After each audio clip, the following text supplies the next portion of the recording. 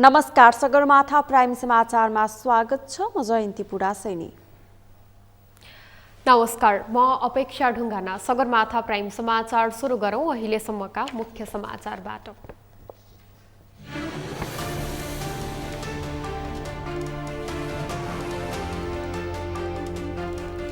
पुष्पकमल दाहाल इमान्दार नहुँदा पार्टी विभाजन भएको एमाले अध्यक्ष ओलीको दाबी। पार्टीलाई प्रतिक्रियावादी सामु अर्पण गरेको आरोप।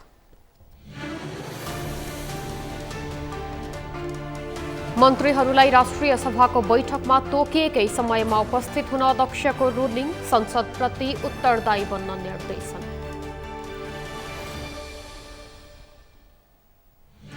बारामा काठ तथा वन्यजन्तु चोरी शिकारी बढ्दो। 4 थान गोली र 2 थान बन्दुकसहित 2 जना पक्राउ।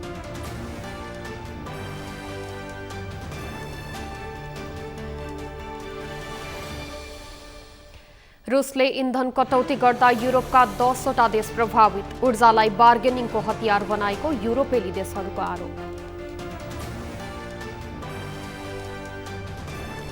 र नेपालको एसिया कप क्रिकेट यात्रा समाप्त। वर्षाका कारण नेपालले युएईद्वारा प्रस्तुत 82 रनको जवाफी लक्ष्य भेट्न सकेन।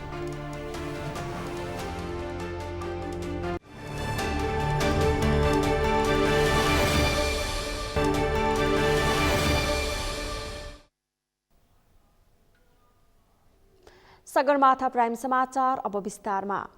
नेकपा एमालेका अध्यक्ष केपी शर्मा ओलीले पुष्पकमल दाहालले इमान्दार नभएकाले नेकपा विभाजन भएको आरोप लगाउनु भएको छ। अध्यक्ष ओलीले माओवादी केन्द्रका अध्यक्ष दाहालसँग पार्टी एकता गरिएको भए पनि इमान्दारिताका साथ काम नगर्दा पार्टीले विभाजन बेहोर्नु परेको बताउनु भएको हो।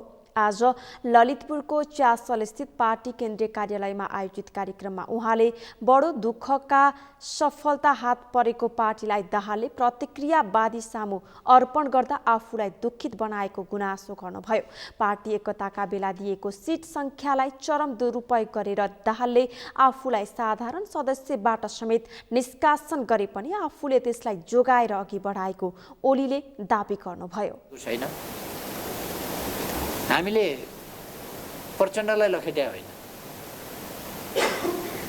प्रचण्डसँग त एकतै गरिया हो, तर प्रचण्डले एकता गर्दा पनि इमान्दारी साथ गर्नु भएन, एकताबद्ध रहँदा पनि इमानका साथ काम गर्नु भएन र बेइमानीपूर्ण ढङ्गले नै हट्नुभयो। एकताका निम्ति दिएको बनाइएको कमिटी, एकताका निम्ति दिएको सङ्ख्या, त्यसलाई यति चरम दुरुपयोग गर्नुभयो कि पार्टीको अध्यक्षलाई साधारण सदस्यबाट समेत निष्कासन, पार्टी अध्यक्षलाई साधारण सदस्यबाट समेत निष्कासन गरेपछि एकता अनेकता के गरे होला तपाईँहरू विचार गर्नु सक्नुहुन्छ। पार्टी अध्यक्षमाथि गम्भीर आरोपको पुलिन्दा बनाउनु भयो र ती आरोपका साथ पार्टी विभाजनको खेती गर्नुभयो। ओलीले चरम सत्ताको दुरुपयोग गरेर स्थानीय तह निर्वाचनमा आफ्नो पार्टी केही पछि पारे पनि आगामी दिनमा एमालेको जित सुनिश्चित रहेको दाबी गर्नुभयो। पपुलर मत संख्यालाई हेर्ने हो भने अहिले पनि आफ्नो पार्टी नै मुलुकको पहिलो राजनैतिक शक्ति रहेको उहाँले जिकिर गर्नुभयो।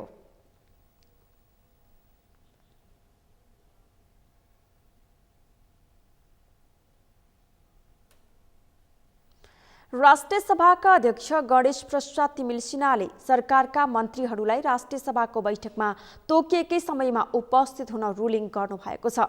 अध्यक्ष तिमिल सिन्हाले मन्त्रीहरू सङ्घीय संसदप्रति उत्तरदायी हुने संविधानले व्यवस्था गरेको उल्लेख गर्नुभयो। उहाँले सदनमा उपस्थित भई आफ्नो मन्त्रालयसँग सम्बन्धित कार्यसूची अगाडि बढाउनु र सदनमा उठेको प्रश्नको जवाफ दिनु सम्बन्धित मन्त्रीको जिम्मेवारी रहेको बताउनुभयो।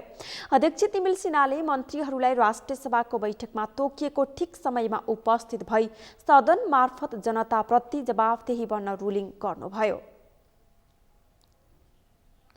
उहाँले लोकतान्त्रिक प्रणालीमा सार्वजनिक जवाफदेहिताको विशेष महत्त्व हुने बताउनुभयो।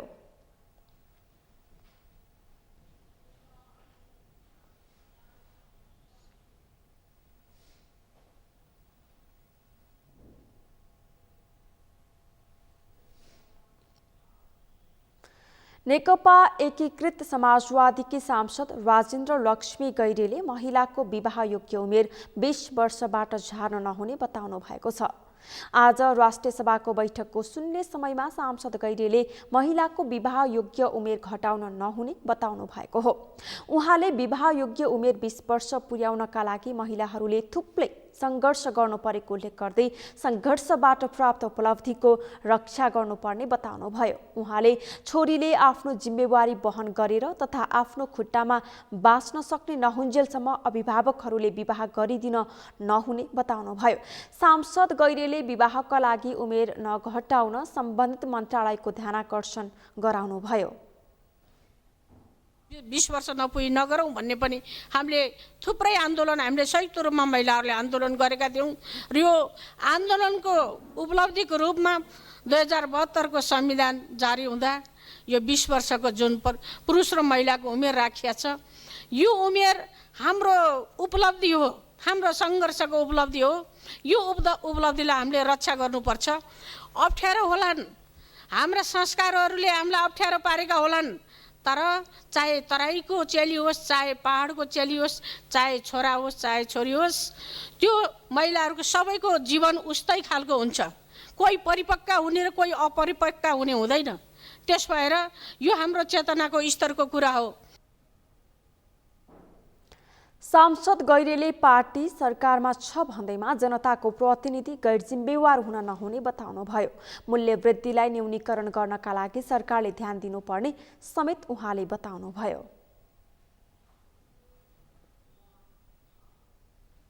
नेपाली कांग्रेसका सांसद जितेन्द्र नारायण देवले संसदको चालु अधिवेशनमै नागरिकता सम्बन्धी विधेयक ल्याउन सरकारलाई आग्रह गर्नुभएको छ।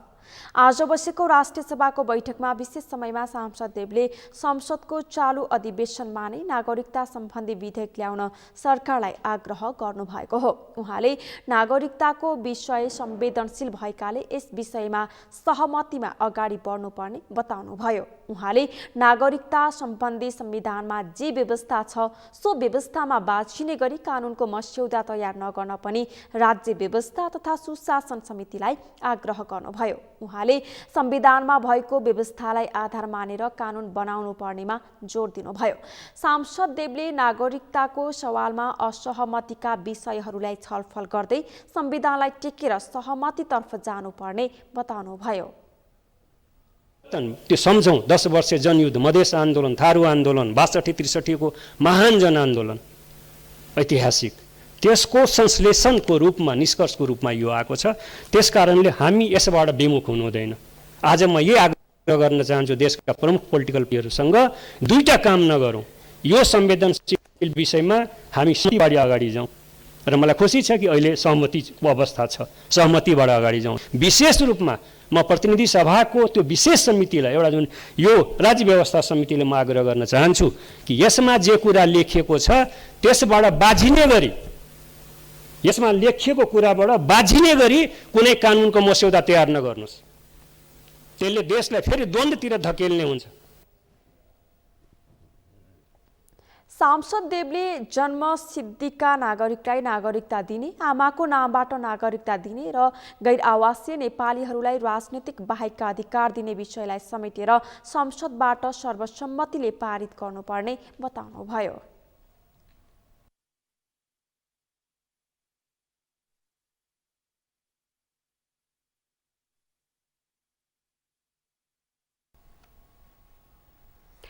नेकपा माओवादी केन्द्रका सांसद सुरेश कुमार आले मगरले आमाको नाममा नागरिकता दिन कन्जुस्याई गर्न नहुने बताउनु भएको छ।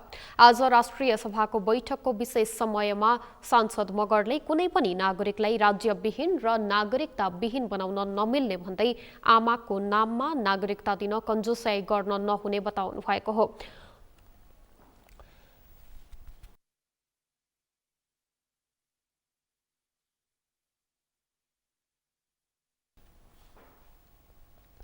उहाँले पुरुषवादी र पितृसत्तावादी समाज रहेको उल्लेख गर्दै पुरुषवादी चिन्तनका विरुद्ध लड्नुपर्ने आवश्यकता रहेको बताउनुभयो। सांसद मगरले चालु संसद अधिवेशनमा नै नागरिकता विधेयक ल्याएर नागरिकताको समस्या समाधान गर्नुपर्नेमा जोड दिनुभयो। किनभने नागरिकता भन्ने कुरा धेरै संवेदनशील र गम्भीर कुरा हुन्छ, महत्त्वपूर्ण कुरा हुन्छ। कुनै पनि नागरिक राज्यविहीन त्यसै गरी नागरिकताविहीन रहन सक्दैन, धेरै समस्या उसले झेल्नुपर्ने हुन्छ। त्यसैले यो नागरिकताको विधेयक पनि चाहिँ ल्याइयोस् भन्ने कुरा म राख्न चाहन्छु। र आमाको नागरिकतामा आमाको नाममा नागरिकता दिने कुरालाई पनि म पनि जोडदार रूपमा चाहिँ के त भन्दाखेरि समर्थन गर्न चाहन्छु। सांसद मगरले महँगीले जनताको ढाड सेकेको भन्दै जनताले कुनै राहत नपाएको तर्फ सरकारको ध्यान आकर्षण गराउनुभयो। उहाँले मनाङ जिल्लालाई गत वर्षको बाढीले तहस नहस बनाएकोमा हालसम्म पनि त्यहाँको स्थिति भयावह रहेकाले आवागमन सहज बनाउन सरकारसँग माग गर्नुभयो। त्यस्तै तनहुँ जिल्लाको आबुखैरेनी गाउँपालिका वडा नम्बर 2 र वडा नम्बर 4 मा बाढी पहिरोले क्षति पुर्याएको र जनजीवन प्रभावित भएको तर्फ सरकारको ध्यान आकर्षण गराउनुभयो।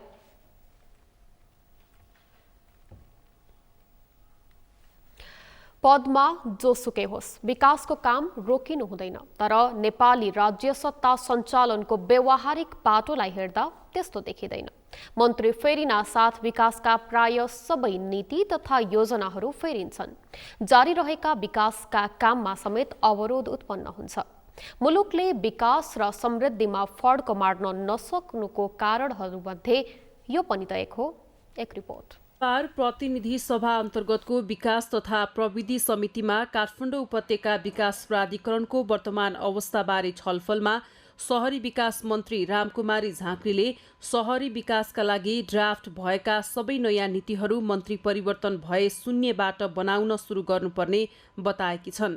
उनले मन्त्री फेरिदा के भइरहेको भन्ने कुराको जानकारी नहुने भन्दै सरकार परिवर्तन हुँदा नयाँ सहमति योजना र नीति बनाएर शून्यबाट काम सुरु गर्नुपर्ने अवस्था रहेको बताइन्। यहाँ के चाहिँ हुने रहेछ भन्दा जस्तो मन्त्री फेरिएर त के भएको छ थाहा छैन। सरकार फेरियो भने सबै चिजमा नयाँ सहमति, नयाँ कन्सेप्ट, नयाँ पोलिसी हुने भएर जिरोबाट सुरु गर्नुपर्छ। शहरी विकास हाम्रो राष्ट्रिय शहरी नीति सरकार चेन्ज भएको कारणले जिरोबाट सुरु गर्यौँ। अरू योभन्दा अगाडि नै भएका सबै जिरोबाट यसरी नै सुरु गरेको हो र यो मेरो सक्सेसर मन्त्री अर्को आयो भने पनि त्यो जिरोबाटै सुरु हुन्छ। फेरि मन्त्री झाँक्रीले काठमाडौँ उपत्यका विकास प्राधिकरण खारेज गर्ने कुरा पूर्वाग्रह मात्रै भएको बताइन्। उनले प्राधिकरणलाई खारेज नभएर प्राधिकरणले गर्ने कामको प्रक्रियालाई सुधार गरेर लैजानुपर्ने आवश्यकता रहेको बताइन्। प्राधिकरणले विकासको काम राम्रो गरोस् पनि भन्ने र खारेज पनि हुनुपर्छ भन्ने दुईवटा सोच राख्न नहुने मन्त्री झाँक्रीले बताइन्।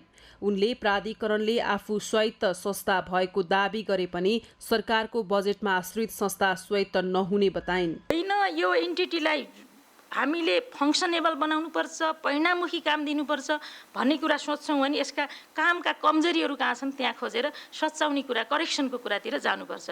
त्यसो भएर केबिडिए खारेज भन्ने कुरा पूर्वाग्रह बाहेक खारेज होइन, यसलाई वेल फङ्सनिङ गरौँ भन्ने कुरा चाहिँ हो र हामीले त्यो ढङ्गले सोचेका छौँ। ऐनद्वारा गठित संस्थालाई हामीले अहिले खारेज हुन्छ भन्ने कुरा त्यति चाहिँ भन्न चाहिँ सकिँदैन। मन्त्री झाँक्रीले काठमाडौँ उपत्यकामा सांसद मन्त्रीहरूले नै आफ्नो इन्ट्रेस्टको क्षेत्रमा सडक कालोपत्री गर्न प्राधिकरणको स्रोत प्रयोग गरेको आरोप लगाइन्। उनले सांसद, मन्त्री, पूर्व मन्त्री वा पूर्व निर्देशकहरूले प्राधिकरण मार्फत योजना छनौट गर्ने भएकाले योजनामा दोहोरोपन देखिएको बताइन्। मन्त्री झाँक्रीले मन्त्री र सांसदहरूले आफ्नो इच्छा अनुसार प्राधिकरण मार्फत योजना बनाएर उपभोक्ता समिति मार्फत योजनाको ठेकेदारी गरेको भन्दै अध्ययन गरेर अख्तियारमा पठाउने चेतावनी दिन्। उनले अब सांसदहरूले योजना माग्ने भन्दा पनि योजना छनौटको मापदण्ड बनाउनु पर्ने बताइन्। र अहिले पनि तपाईँ सांसद छ, तपाईँको उता कहाँको, अनि यहाँ काठमाडौँको यहाँ एउटा खास इन्ट्रेस्ट भएको योजना माग्न सांसदहरू किन आउँछन् भन्ने कुरा यहाँ मसँग 4वटा लेटर छन्। किन त्यो उपभोक्ता समिति र योजनाको ठेकेदारी कसरी हुन्छ भन्ने कुरा त शहरी विकासमा मसँग आज प्रमाण छ र मन्त्रालयमा एउटा टिम बनाएको छौँ 7 दिनको रिपोर्ट दिने भनेर। यो रिपोर्ट ल्याइसकेपछि म अख्तियारमा लेखी पठाउने हो। यो चाहिँ मैले अरू केही पनि गर्दिनँ भन्ने कुरा हो। किनभने यो चाहिँ मेरो मन्त्रालयको स्टाफ भन्दा पनि हाम्रो शहरी विकास मन्त्रालयको कामका लागि अरूले गरेको सिफारिस, अरूले गरेको उपभोक्ता समिति अनि त्यहाँबाट उनीहरूले गरेका प्रयासहरू र त्यो ठेकेदारीको यहाँ देखिन्छ। त्यसकारण यहाँ आयोजनामा यो गरियो त्यो गरियो होइन, योजनामा ठेकेदारी छ नि त सबभन्दा धेरै। त यो ठेकेदारीको अन्त्य चाहिँ त्यहाँ हुनुपर्छ भन्ने कुरा हो। मन्त्री झाँक्रीले बाहिरी चक्रपथ जग्गा किनेर बनाउने भए शहरी विकास मन्त्रालयले नभएर भौतिक पूर्वाधार मन्त्रालयले बनाउनु पर्ने बताइन्। उनले सरकारले यो वर्ष बाहिरी चक्रपथ बनाउने भन्दा पनि पहिला भएको डीपीआरका आधारमा बनाउन सकिने वा नसकिने भनेर अध्ययनमा राखिएको बताइन्। मन्त्री झाँक्रीले यो भन्दा बढी बनेका सरकारहरूले 17 वर्षदेखि बाहिरी चक्रपथ बनाउने कुरालाई गफमै सीमित गरेको आरोप लगाइन्। उनले बाहिरी चक्रपथ बन्ने भनेपछि त्यो क्षेत्रको दायाँ बायाँ अत्याधिक जग्गा कित्ताकाट समेत भएको बताइन्। स्थानीय तहको निर्वाचनबाट माओवादी केन्द्र तेस्रो दल बनेको छ। 2074 को स्थानीय तह निर्वाचनभन्दा आफ्नो सिट संख्या बढाएको भए पनि माओवादी केन्द्रले सोचे अनुसार सफलता भने पाउन सकेन। गठबन्धनको बलमा चितवनमा मेयर जितेको भए पनि अन्य शहरी क्षेत्रका स्थानीय तहमा भने माओवादी केन्द्रले जित्न सकेन।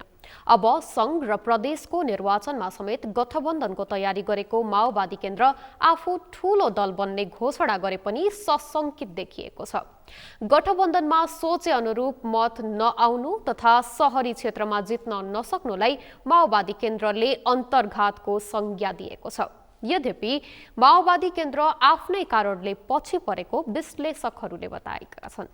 नरेन्द्र महताराको रिपोर्ट। हालै सम्पन्न भएको स्थानीय तह निर्वाचनबाट नेकपा माओवादी केन्द्र तेस्रो दल बनेको भए पनि गठबन्धन गरेर जुन स्थान बनाउन चाहन्थ्यो त्यो बन्न सकेन। 2074 को स्थानीय निर्वाचनको तुलनामा आफ्नो अवस्था सुधार गरेको भए पनि त्यो गठबन्धनको मतका कारण भएको विश्लेषण गरिएको छ।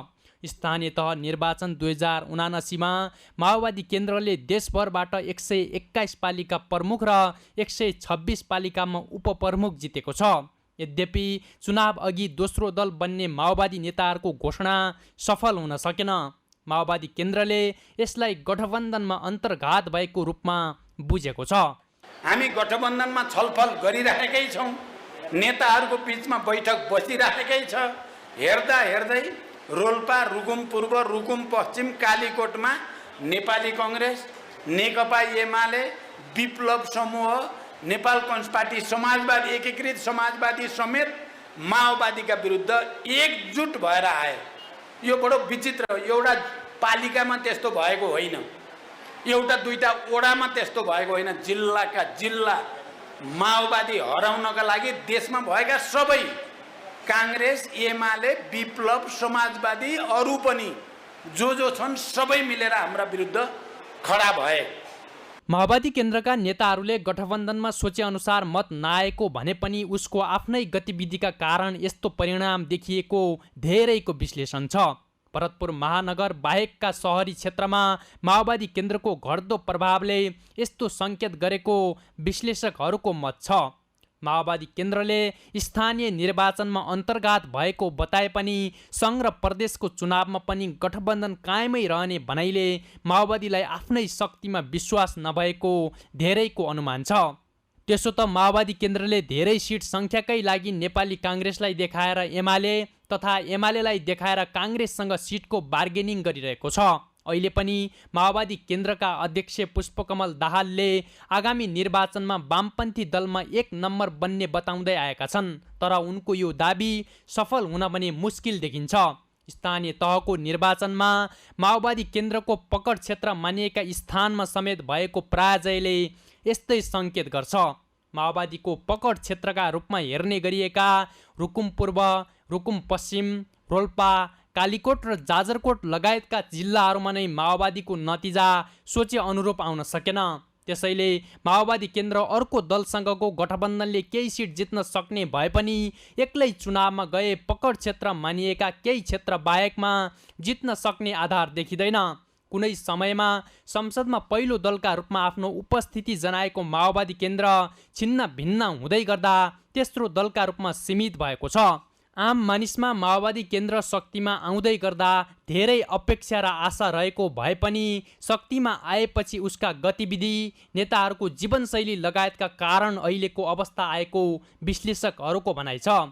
यस्तै गतिविधि कायम राखे माओवादी केन्द्र थप कमजोर हुने विश्लेषकहरूको धारणा छ। माओवादीको चाहिँ अस्तित्वको लडाइँ हो कि भन्ने थियो र ऊ कहिले एमालेसँग टाँसिन्छ, कहिले काङ्ग्रेससँग टाँसिन्छ भन्ने कुरा थियो। अब मूलत यो माओवादी भन्ने चाहिँ परपीडक पार्टी हो। अर्कोलाई पीडा दिँदा, अर्कालाई अपहरण गर्दा, अर्कालाई मार्दा, अर्कालाई हराउँदा, अर्कालाई कुट्दा, अर्कालाई दुत्कार्दा उसमा प्रसन्नता आउने गर्छ। परपीडक भनेको चाहिँ त्यस्तो हुन्छ। त्यो हिसाबले अब अतुलनीय रूपमा माओवादी तल छ। जबकि पहिलो संविधान सभामा एमाले र काङ्ग्रेस मिलाउँदाखेरि पनि माओवादीको अग्रता भएको पार्टी हो माओवादी भनेको चाहिँ। माओवादी केन्द्र संसदीय गणितमा कमजोर मात्र भएको छैन, कुनै समयमा माओवादी केन्द्रका अध्यक्ष पुष्पकमल दाहालको वरिपरि घुम्ने नेपाली राजनीतिको परिवेश समेत फेरिएको छ। विभाजन र नेताहरूको कार्यशैलीका कारण कमजोर बन्दै गएको माओवादी केन्द्रको अवस्था सङ्घीय र प्रदेश निर्वाचनमा यस्तो हुनेछ भन्ने विश्लेषण गरिए पनि उसको वास्तविक अवस्था कस्तो हुनेछ त्यो भने निर्वाचनपछि नै थाहा हुनेछ। सगरमाथा टेलिभिजनका लागि क्यामेरामा सुरेन्द्र राउत र केशव तिमिल सिन्हाका साथमा नरेन्द्र महतारा, काठमाडौँ। हालै सम्पन्न स्थानीय तह निर्वाचनबाट अपेक्षित नतिजा हासिल गर्न नसकेपछि राजनीतिक दलहरू आगामी निर्वाचनलाई लिएर थप त्रसित बनेका छन्।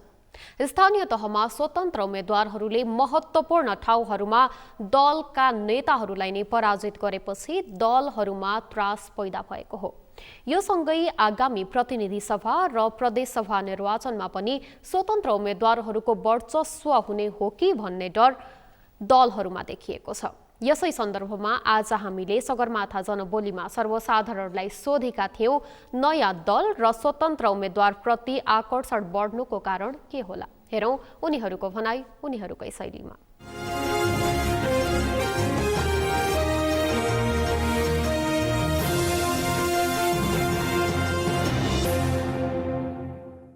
दलीय गठबन्धनको कारणले गर्दा चाहिँ अब काम नहुने प्रविधि चाहिँ अलि हाबी भएको कारणले गर्दाखेरि अहिलेका युवा पुस्तामा चाहिँ अब यो दलीय संयन्त्रले भन्दा पनि स्वतन्त्र रूपमा चाहिँ अगाडि बढ्न सकिन्छ कि भन्ने खालको युवा पुस्तामा चाहिँ यो अब अलिकति यो सोच चाहिँ बढेर आएको कि भन्ने मैले लागेको छ।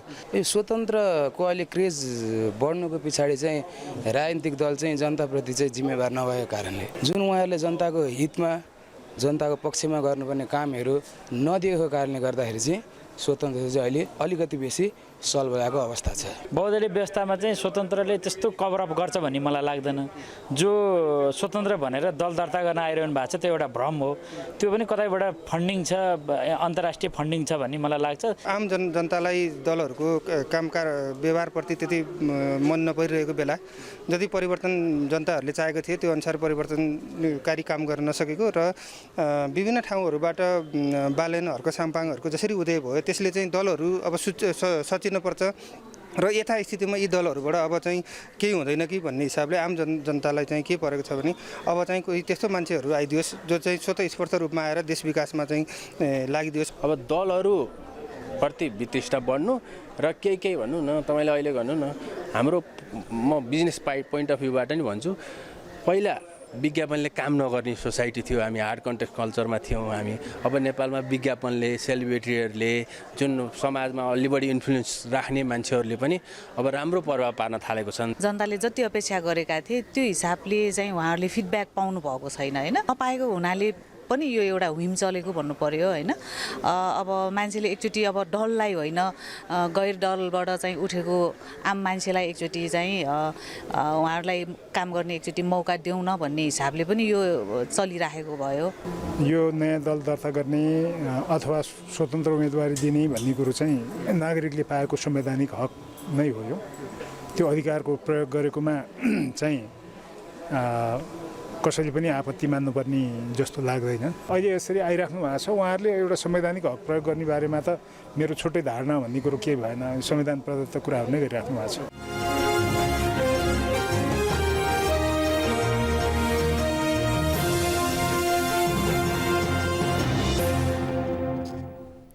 समाचारमा पालो भएको छ विश्रामको। विश्रामपछि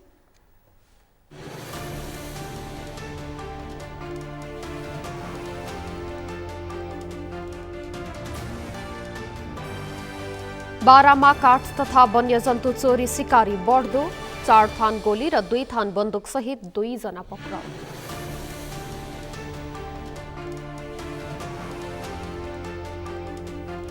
रुसले इन्धन कटौती गर्दा युरोपका 10वटा देश प्रभावित, ऊर्जालाई बार्गेनिङको हतियार बनाएको युरोपेली देशहरूको आरोप।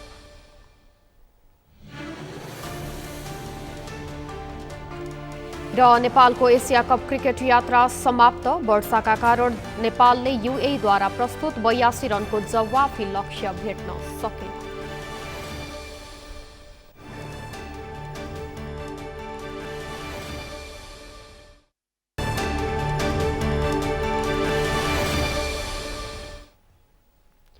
विश्रामपछि सगरमाथा प्राइम समाचारमा पुनः स्वागत छ। अब बाँकी समाचार। नेकपा माओवादी केन्द्रका अध्यक्ष पुष्पकमल दाहालले फेरि एकपटक आफू प्रधानमन्त्री हुने चाहना भएको बताएका छन्। अध्यक्ष दाहालले फेरि एकपटक प्रधानमन्त्री भएर देशलाई नयाँ युक्ति र लैजाने आफ्नो सपना रहेको भन्दै पर्यटन क्षेत्रमा देखिएको समस्या समाधान गर्ने बताएका छन्। तर पर्यटन बोर्डको पुनर्संरचना हुन नसकेकै कारण पर्यटन क्षेत्रको विकास हुन नसकेको पर्यटन क्षेत्रका अधिकारीहरूले बताएका छन्। एक रिपोर्ट। माओवादी केन्द्रका अध्यक्ष पुष्पकमल दाहालले फेरि एकपटक आफू प्रधानमन्त्री हुने चाहना भएको बताए। पूर्व प्रधानमन्त्री समेत रहेका अध्यक्ष दाहालले नेपाल पर्वतारोहण संघले आशीर्वाद दिएको प्रसङ्ग उल्लेख गर्दै फेरि एकपटक प्रधानमन्त्री भएर देशलाई नयाँ युक्ति र लैजाने आफ्नो सपना रहेको बताए। नेपाल पर्वतारोहण संघले शुक्रबार काठमाडौँमा आयोजना गरेको एक कार्यक्रममा अध्यक्ष दाहालले अहिलेको परिवर्तन ल्याउन आफूले नेतृत्वदायी भूमिका खेलेको भन्दै देशको नेतृत्व गर्न पाए देशका विद्यमान तमाम विकृतिहरूमाथि निर्मम प्रहार गर्दै अघि बढ्ने बताए। उनले पहिलो पटक प्रधानमन्त्री सपना हो कि विपना हो भन्दा भन्दै गएको र आफ्नो दोस्रो प्रधानमन्त्रीको कार्यकाल भने गर्व गर्न लायक रहेको दाबी समेत गरे। तर तपाईहरुले भन्नुभयो, तपाईहरुले भनेको कुरा तपाईहरुको आशीर्वाद हो भने अर्को पटक देशको नेतृत्व गर्ने मौका मैले पाउने हो भने सम्पूर्ण रूपले देशमा यी देखा परेका तमाम विसङ्गतिहरूमाथि प्रहार गर्दै एउटा नयाँ युगतिर देश लैजानुपर्छ भन्ने सपना त मेरो मनभित्र छ। किनकि मेरै नेतृत्वमा हजारौं नेपालीहरूको बलिदान भएको छ यो परिवर्तन ल्याउनको निम्ति। अध्यक्ष दाहालले मुलुकमा देखिएको आर्थिक सङ्कटलाई टार्नका लागि पर्यटक क्षेत्र एक मात्रै भरपर्दो माध्यम भएको बताए। उनले पर्यटन क्षेत्रमा देखिएको समस्या समाधान गर्नका लागि सरकारसँग पहल गर्ने प्रतिबद्धता समेत व्यक्त गरे। तर हामीले विकास गर्नुपर्ने, समृद्ध गर्नुपर्ने क्षेत्र हो। यो एउटा त्यस्तो क्षेत्र हो जसले नेपालको आर्थिक समुन्नतिको यात्रालाई सहज गर्न सक्छ, योगदान गर्न सक्छ। हामी अहिले विदेशी मुद्राको जुन क्राइसिसतिर जाँदैछ देश भनेका छौँ, त्यसलाई समाधान गर्ने क्षेत्र पनि यो पर्यटन क्षेत्र नै हो, पर्वतारोहणको क्षेत्र नै हो। हामी हुन त अहिले श्रीलङ्का भइहाल्ने स्थितिमा नेपाल गएको छैन। विभिन्न आर्थिक तथ्याङ्क हामीले पटक पटक छलफल गर्ने गरेका छौँ त्यो सबैबाट। तर यदि सतर्क भइएन र अहिलेदेखि नै उपायहरू अपनाइएन भने फेरि देश अप्ठ्यारो स्थितितिर जान सक्छ भन्ने पनि हाम्रो आकलन छ। सोही कार्यक्रममा नेपाल पर्यटन बोर्डका उपाध्यक्ष चन्द्र रिजालले पर्यटन बोर्डको पुनर्संरचना तत्काल गर्न सरकारसँग माग गरे। उनले पर्यटन क्षेत्रलाई उद्योगको रूपमा विकास गरी त्यसलाई सहुलियत दिन पनि सरकारसँग पहल गरिदिन माओवादी केन्द्रका अध्यक्ष दाहाललाई आग्रह गरे।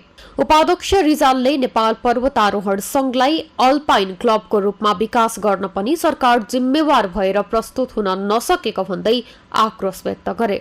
यो यानेमी नेपाल पर्वतारोहण संघ यहाँभित्र पनि हामीले विगतदेखि राज्यले नै हामीलाई लडाइदिने कारणले कता कता हामी माथि तपाईहरुलाई गुनासा गर्न जाँदा तपाईहरु पनि मिल्नु भएको छैन भनेर भनिरहेको हामीले सुन्छौं। तर हामी अहिले मिलिसक्यौं, हामी सर्वसम्मत छौं। हामी सबैको एउटा एजेन्डा भनेको पर्वतीय पर्यटन, समग्र पर्यटनको विकासमा राज्यले पहिलो रूपमा हेरोस् भन्ने नै हो। यसमा तपाईको साथमा हामी छौं। तपाई लिडरशिपको रूपमा हुनुहुन्छ। तपाईले डोर्याएर यो क्षेत्रलाई मात्र व्यवस्थित गराइदिनु भयो भने पनि तपाईलाई विश्व जनमानसले नि जय जयकार गर्नेछ भन्दै पर्यटन बोर्डका पुनर्संरचना, no trekking without guide and porter र यसलाई अल्पाइन क्लबको रूपमा विकास गर्न तपाईँको महत्त्वपूर्ण भूमिका रहोस्। उपाध्यक्ष रिजालले पर्यटन मन्त्रालयलाई नै अस्तव्यस्त बनाउने काम भइरहेको आरोप समेत लगाए। नेकपा एकीकृत समाजवादीका अध्यक्ष एवं पूर्व प्रधानमन्त्री माधव कुमार नेपालले कम्युनिस्ट पार्टीहरू कहिले विदेशी सामु लम्पसार नपर्ने बताउनु भएको छ। आज पार्टी केन्द्रीय कार्यालयमा बसेको पोलिट ब्युरो बैठकलाई सम्बोधन गर्दै अध्यक्ष नेपालले कुनै पनि कम्युनिस्ट पार्टी विदेशी सामु झुक्न नसक्ने बताउनु भएको हो। उहाँले कम्युनिस्ट पार्टी कहिले विदेशीको इसारामा चल्न नसक्ने पनि बताउनुभयो। अध्यक्ष नेपालले कम्युनिस्ट पार्टी र कम्युनिस्ट आन्दोलनले देशभक्तिलाई महत्त्व दिने उल्लेख गर्दै राष्ट्र राष्ट्रियताको रक्षा राष्ट्रको मर्यादामा रहने कुरालाई केन्द्रबिन्दुमा राखेर अघि बढ्ने गरेको बताउनुभयो। महत्त्व दिन्छ, विदेशीहरूको सामु लम्पसार पर्दैन, विदेशीहरूका सामु घोडा टेक्दैन, विदेशीहरूका इसारामा नाच्दैन, विदेशीहरूको स्वार्थमा चल्दैन र आफ्नो देश आफ्नो राष्ट्रको हितको रक्षा राष्ट्रको मर्यादा अभिवृद्धि गर्ने कुरालाई केन्द्रबिन्दुमा राख्छ। फलस्वरूप देशभक्त जनताहरूको विश्वास हामी जित्न सक्छौँ। अध्यक्ष नेपालले पार्टीको पोलिट ब्युरो बैठकमा राजनैतिक र सांगठनिक प्रतिवेदन पेश हुने पनि बताउनुभयो। उहाँले कृषिको सम्बन्धमा बनेको नीति र तरिका अवलम्बन गरी त्यसको समीक्षा गर्न आवश्यक रहेको बताउनुभयो। अध्यक्ष नेपालले परिस्थितिको विश्लेषण गर्नु अहिलेको आवश्यकता रहेको भन्दै परिस्थितिको ठोस विश्लेषण गर्न सके मात्र सही नीति तर्जुमा गर्न सकिने र पार्टी बलियो बन्ने बताउनुभयो।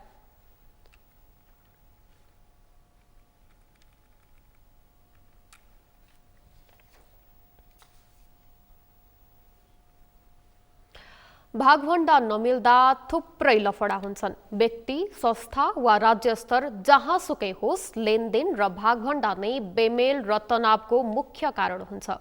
संघीय लोकतान्त्रिक गणतन्त्रात्मक नेपालमा पनि यस्तै कुरा नमिल्दा बेमेल र तनावको अवस्था सिर्जना भएको छ। खास गरी संघ र प्रदेशबीच अधिकार बाँडफाँडको विषयलाई लिएर विवाद उत्पन्न हुँदै आएका छन्। एक रिपोर्ट। प्रदेश सभा सचिवहरूले प्रदेश संसदलाई आवश्यक कानून ऐन बनाउने अधिकार भए पनि त्यो अधिकार अहिलेसम्म पनि प्रदेशलाई दिन नसकेको बताएका छन्। संसद सचिवहरूले प्रदेशलाई आवश्यक पर्ने कानून बनाउन संघीय सरकारलाई सोधिरहनु पर्ने व्यवस्था रहेको भन्दै संघीयताको पूर्ण अधिकार प्रदेश सरकारलाई दिन अझै नसकेको बताए। संघीय सरकारले चाहेमा र अनुमति दिए मात्रै प्रदेशले कानून निर्माण गर्न सक्ने भन्दै संघीय सरकारले प्रदेश सरकारलाई कानून निर्माणमा सहयोग गर्नुपर्ने आवश्यक रहेको बताए। मूलत एउटा के छ भन्दाखेरि संविधानले नै अब हाम्रो चाहिँ यो प्रदेश सभा सम्बन्धी व्यवस्था चाहिँ र हाम्रो प्रदेश सभा सम्बन्धी व्यवस्था अनि विधेयक बनाएको हो। सामान्य प्रदेश सभाले के कस्ता विधेयकहरू पारित गर्छ भन्ने कुरा अनुसूचीमा उल्लेख गरेर केही कुराहरू त्यहाँ हाम्रो आधारभूत मार्गदर्शन त हामीले चाहिँ योलाई संविधानलाई वर्तमान संविधानलाई मान्ने हो। अब त्यो सबै आफैमा पर्याप्त हुन्न, त्यसको तहत चाहिँ मतलब के छ भन्दाखेरि हामी कर्णाली प्रदेश सभा नियमावली भन्ने छ हैन। त्यो पनि पहिला सुरुमा केन्द्रले एकचोटि ड्राफ्टिङ गरिदिएको थियो। त्यो ड्राफ्टको नमुना सबै प्रदेशमा लग्यो। सबैले चाहिँ म छलफल गरेपछि यहाँकोले आफ्नै ढङ्गले छलफल गरे, यहाँ के त्रुटि देखे, यहाँको करेक्सन चाहिँ अर्कै ढङ्गले भयो होला। अब यहाँ आँखा नपरेपछि अन्तै चाहिँ अर्को प्रदेशमा चाहिँ आँखा पुग्यो होला, त्यहाँ करेक्सन भयो होला। हल्का करेक्सन सबैमा भएको छ, तर एउटै विषयमा एकै ठाउँमा करेक्सन भएको छैन। त्यो आफ्नो अनुकूल भइरहेछ। त्यस्तै बागमती प्रदेशका प्रदेश सभा सचिव कृष्णहरि खड्काले प्रदेशमा कर्मचारीको संख्या कमी भएकाले कार्य सम्पादनमा समस्या आइरहेको बताए। उनले 32 जनाको दरबन्दी भए पनि कार्यकारी संख्या 12 जना मात्रै भएकाले कार्य सम्पादनदेखि सबै काममा समस्या भइरहेको बताए। प्रदेश सभा सचिव खड्काले प्रदेशमा कर्मचारीलाई सेवा सुविधा नदिएकाले पनि कर्मचारीहरूको रुचि प्रदेश सभामा कम रहेको बताए। उनले यी सबै समस्यालाई समाधान गर्न संघीय संसद लगायतका सबै प्रदेश सभाको एउटा सेवा बनाउन आवश्यक रहेको बताए। सबैभन्दा मलाई लाग्छ सबैभन्दा बढी विधेयक पारित 63 वटा विधेयक यो प्रदेश सभाले गरेको छ। समितिमा 4 वटा रहेको छ, अध्यादेश 5 वटा रहेको छ। यो क्रममा हेर्दाखेरि चाहिँ के छ भन्दाखेरि हाम्रो दरबन्दी संख्या 32 मा कार्यकारी कर्मचारी चाहिँ ठ्याक्कै 12 जना मात्रै छ। अरू चाहिँ कार्यालय सहयोगी र हलुका सवारी चालकमा हुनुहुन्छ, अरू पदहरू रिक्त नै छ। यही कर्मचारीहरूबाट चाहिँ सबै सभा सञ्चालन, समिति सञ्चालन अनि सचिवालय सञ्चालन गर्नुपर्ने सन्दर्भमा साह्रै चुनौतीपूर्ण छ। प्रदेश सभा सचिव खड्काले प्रदेश संसदमा कर्मचारीको आकर्षण नरहेको भन्दै प्रोत्साहन भत्ता राखेर सेवा सुविधामा वृद्धि गर्नुपर्ने बताए। बागमती प्रदेश सभामा सबैभन्दा ठूलो चुनौती पूर्वाधारको रहेको र पछिल्लो समय संसद भवन र समितिका हलहरू बनाउन जोड दिएको बताए। उनले अबको 6 महिनामा बस्न लायकको संसद हुने र राम्रो पूर्वाधार तयार हुने प्रतिबद्धता जनाए। प्रदेश सभा सचिव खड्काले समितिका लागि पर्याप्त मात्रामा बजेट विनियोजन गरेर अध्ययन अवलोकन गर्ने कुरामा विशेष जोड दिएको पनि बताए।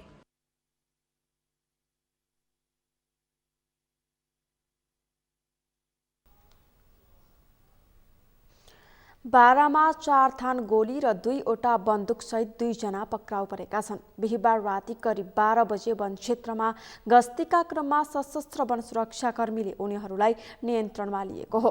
पक्राउ पर्नेहरूमा कोहलबी नगरपालिका 3 का 50 वर्षीय शुभवंश चौधरी र सोही नगरपालिका 5 का 41 वर्षीय दिपेन्द्र चौधरी रहेको डिभिजन वन कार्यालय बाराले जनाएको छ। तामागढी साझेदारी वन क्षेत्र आसपासको जडीबुटी क्षेत्रबाट 2 थान 12 बन्दुक र त्यसमा लाग्ने 4 थान गोलीसहित उनीहरूलाई नियन्त्रणमा लिएको डिभिजन वन कार्यालय बाराका प्रमुख विनोद सिंहले बताउनुभयो। सब डिभिजनका साथीहरू नियमित गस्ती वन जङ्गल गस्ती गर्ने क्रममा आज राति 2 जना शिकारीहरूलाई हात हतियार सहित गोली लोड भएको अवस्थामा चाहिँ भीमसकुवा को वरिपरिबाट चाहिँ समातेका छन् र ती 2टै शिकारीहरूलाई चाहिँ डिभिजन वन कार्यालयमा ल्याएर र कारबाहीको लागि चाहिँ राखिएको छ र उहाँहरूमाथि चाहिँ अहिले कारबाही प्रक्रिया सुरु भइसकेको छ। अनुसन्धान अघि तोकिसकेको छ। अब अनुसन्धानको क्रममा चाहिँ अब उहाँहरूमाथि चाहिँ कानुन बमोजिम हुने कारबाहीहरू अगाडि बढ्नेछ। वन्यजन्तु चोरी सिकारीका साथै वन क्षेत्रबाट काठ चोरीका लागि उनीहरू हतियारसहित वन क्षेत्रमा प्रवेश गर्ने गरेको सुरक्षाकर्मीले जनाएको छ। 5 देखि 7 जनाको समूहमा रहेका उनीहरूमध्ये अन्य केही व्यक्तिहरू फरार रहेको र उनीहरूको पनि खोजी कार्य सुरु गरिसकेको वन कार्यालयले जनाएको छ।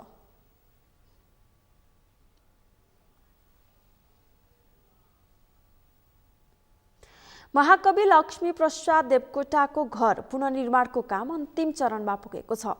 काठमाडौँ महानगरपालिका 30 मैतीदेवी स्थित महाकवि देवकोटाको घरलाई सरकारले 2 करोड 50 लाख खरिद गरी कविकुञ्ज बनाउन लागेको हो। नेपाल प्रज्ञा प्रतिष्ठानले संग्रहालय बनाउनका निम्ति पुरानो घर भत्काएर नयाँ बनाउन लागेको छ। आगामी साउनको दोस्रो साताभित्रै काम सक्ने गरी बनेको योजना अनुसार देवकोटाको घर पुनर्निर्माणको काम सकिन लागेको हो। आवश्यक सुनारको रिपोर्ट। मुनामदन, सुलोचना, शकुन्तला जस्ता अमर कृतिका रचयिता महाकवि लक्ष्मी प्रसाद देवकोटाको घर पुनर्निर्माणको काम अन्तिम चरणमा पुगेको छ। करिब 80 वर्ष पुरानो देवकोटाको घरलाई सरकारले कविकुञ्जका रूपमा संग्रहालय बनाउन लागेको हो। त्यसका लागि सरकारले 2 करोड 50 लाख रुपैयाँमा खरिद गरेर प्रज्ञा प्रतिष्ठानलाई संग्रहालय निर्माणका निम्ति जिम्मा लगाएको थियो। संग्रहालय बनाउनका लागि 2 वर्ष अगाडि खरिद गरेको सो घर पुनर्निर्माणको काम आगामी साउनको दोस्रो साताभित्र सक्ने योजना छ। महाकवि देवकोटाको घर पुनर्निर्माणका लागि BKOI-MK जोइन्ट भेन्चर कम्पनीले 2078 साउन 4 गते करिब 7 करोड रुपैयाँमा पुनर्निर्माण गर्ने सम्झौता गरेको थियो। यसैबीच नेपाली साहित्यलाई समृद्ध बनाउन योगदान दिने महाकवि देवकोटाको घरलाई पुनर्निर्माण गर्न थालेपछि सर्वसाधारण नागरिक पनि उत्साहित देखिएका छन्।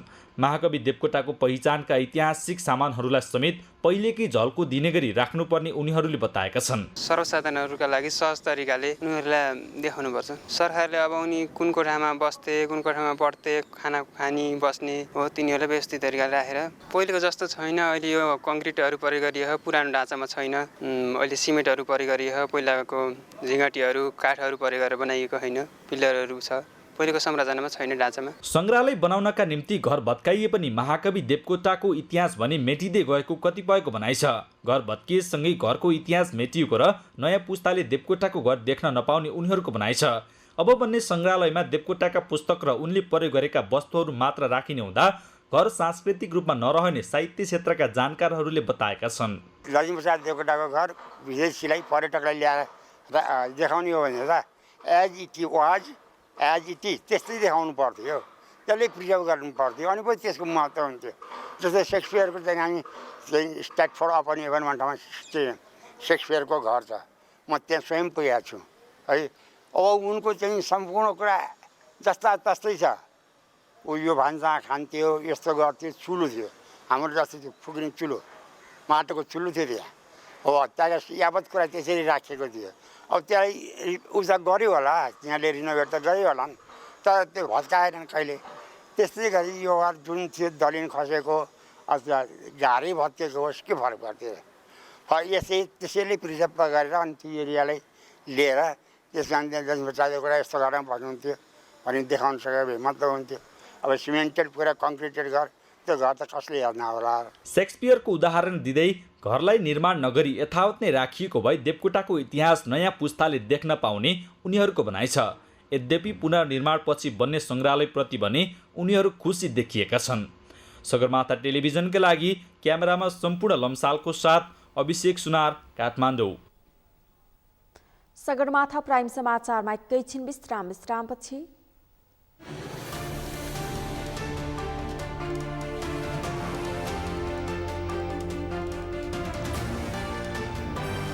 रुसले इन्धन कटौती गर्दा युरोपका 10वटा देश प्रभावित, ऊर्जालाई बार्गेनिङको हतियार बनाएको युरोपेली देशहरूको आरोप।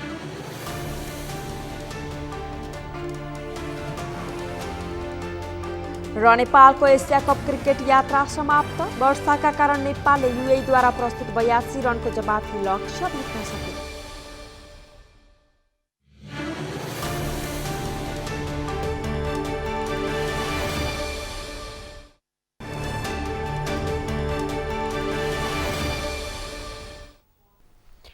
अब पालो अर्थ समाचारको।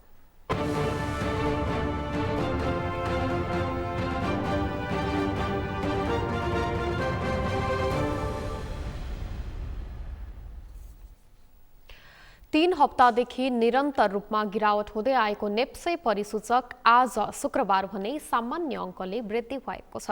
आज नेप्से परिसूचक 13.78 अङ्कले बढेर 1862.06 बिन्दुमा पुगेको हो। यस्तै सेन्सेटिभ इन्डेक्स 2.81 अङ्क बढेको छ भने फ्लोट इन्डेक्स 1.18 र सेन्सेटिभ फ्लोट इन्डेक्स 1.38 अङ्कले बढेको छ।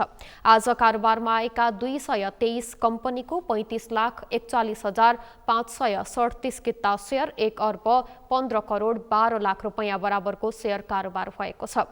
कारोबार रकम भने अघिल्लो कारोबारको भन्दा कम भएको छ। नेप्सेका 13 उपसमूह सूचकहरूमध्ये 12वटा उपसमूहको सूचक बढेको छ भने म्युचुअल फन्ड उपसूचकमा भने गिरावट आएको छ, जसमा फाइनान्स उपसमूहको सूचक सर्वाधिक 1.91% बढेको छ भने यता म्युचुअल फन्ड उपसमूहको सूचक 0.67% घटेको छ।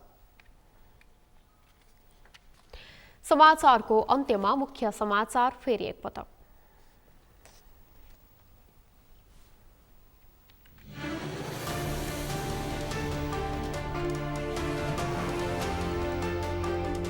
पुष्पकमल दाहाल इमान्दार नहुँदा पार्टी विभाजन भएको एमाले अध्यक्ष ओलीको दाबी, पार्टीलाई प्रतिक्रियावादी सामु अर्पण गरेको आरोप।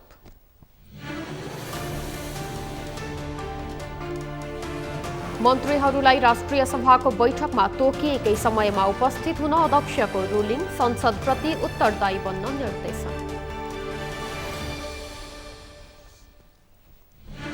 बारामा काठ तथा वन्यजन्तु चोरी शिकारी बढ्दो, 4 थान गोली र 2 थान बन्दुकसहित 2 जना पक्राउ।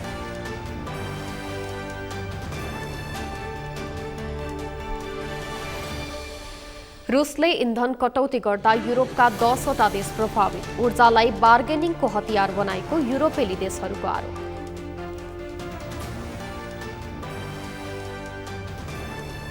र नेपालको एसिया कप क्रिकेट यात्रा समाप्त, वर्षाका कारण नेपालले युएईद्वारा प्रस्तुत 82 रनको जवाफी लक्ष्य भेट्न सकेन।